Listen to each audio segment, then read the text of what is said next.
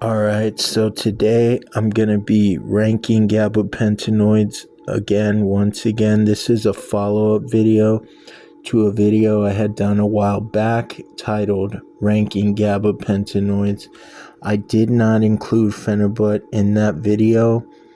This video will include Phenibut and an extra substance that not a lot of people are aware of and not very many people have taken. So I'm going to be ranking them from least euphoric to the most. So at the bottom of the list, there's going to be baclofen. Now, as I said before, baclofen is a muscle relaxer. It works on the GABA B receptors similar to Phenibut, but to a lesser degree. It only slightly tickles the GABA B receptors, and it does not attach directly to them. It also does not attach to the GABA A receptors, which is the more euphoric GABA receptors within the brain. The same receptors that alcohol, GHB, things of that nature affect.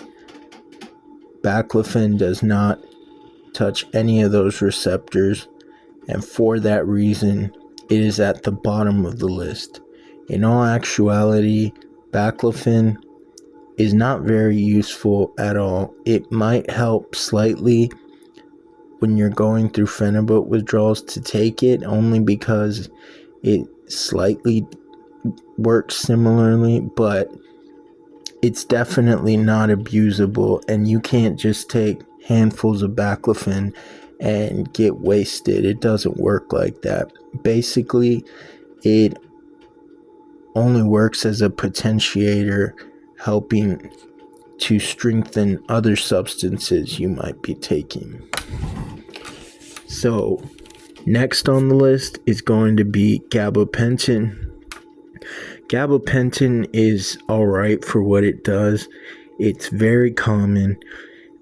Doctors prescribe it for any and everything to everyone. And if you use it correctly, it can not only be quite euphoric and relaxing, but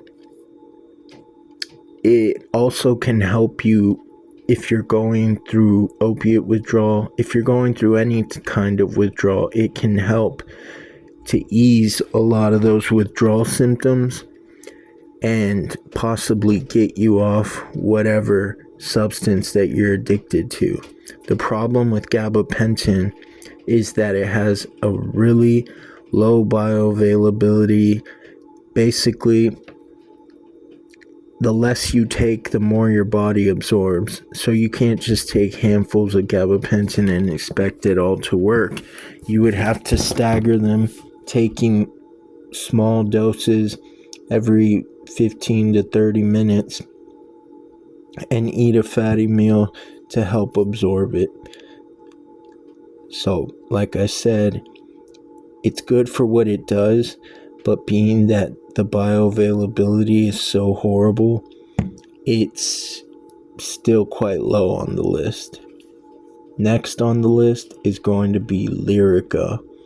Now, Lyrica is kind of like the pimp grade version of gabapentin. It basically does this exact same thing as gabapentin. However, it has no bioavailability problem, meaning you can take large amounts of Lyrica at a time and it'll all kick in at once. So meaning making the need to stagger non-existent. Lyrica is actually the only substance on this list that is a controlled substance. It's scheduled and it's very hard to get your hands on. But if you can get your hands on it, it can be quite euphoric and very relaxing. basically gabapentin, but in a much better version. So, the next on the list is going to be possibly the strongest and the best one of them all, and that's Phenibut. Phenibut honestly belongs in a list all of its own. It is the kind of substance that you would have to take it and experience it yourself to know just how unique and special it is. The problem with Phenibut, however, is that it's very addictive. That your tolerance will build so quick that basically you'll feel the need to take it more and more and take it more often. If you take it correctly, however, take it every once in a blue moon, it is probably the most unique euphoric experience that I've felt from a legal over-the-counter substance. It increases all forms of pleasure. It basically makes music sound better. It basically makes you feel great, but like I said, it's very addictive and there's many side effects to it. One of those side effects I'll be doing a video on soon. It's a side effect that I have not heard anyone touch on. No one.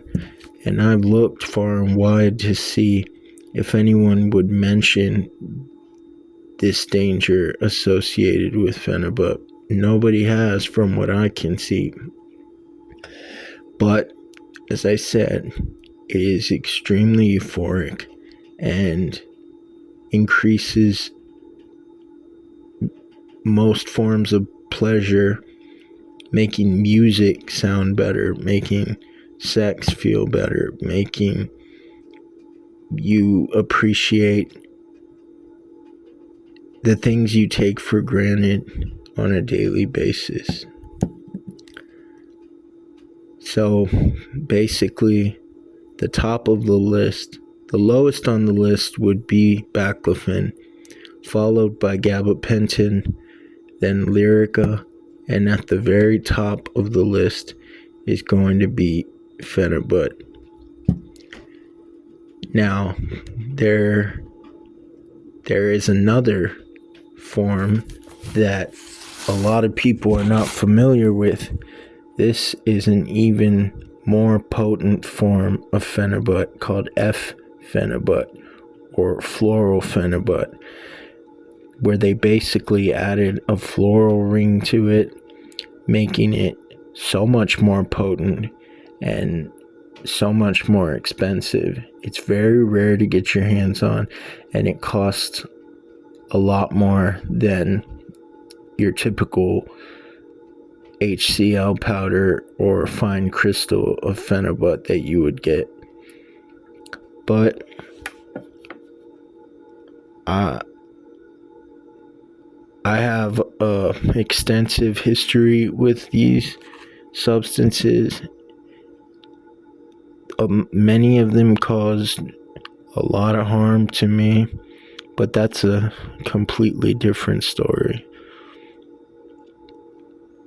I'll make that video later on talking about the hidden danger of Phenibut, but for now, I hope you enjoyed this one.